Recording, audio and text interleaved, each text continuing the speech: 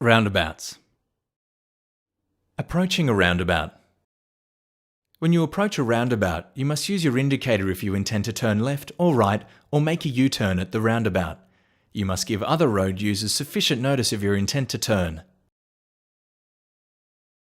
Entering a roundabout. When entering a roundabout, you must slow or stop to give way to any vehicle already in the roundabout. You must also continue to use your indicators if you intend to turn left or right or make a U-turn. Turning left.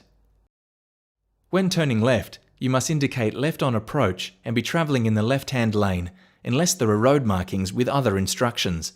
Stay in the left lane and exit in the left lane.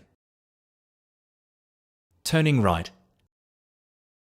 When turning right, you must indicate right on approach and be travelling in the right-hand lane unless there are road markings with other instructions.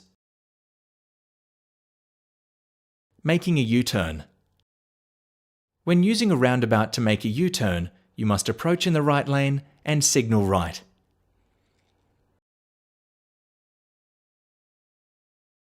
Changing lanes in a roundabout. Drivers may change lanes in a roundabout if they wish. The usual road rules for changing lanes apply.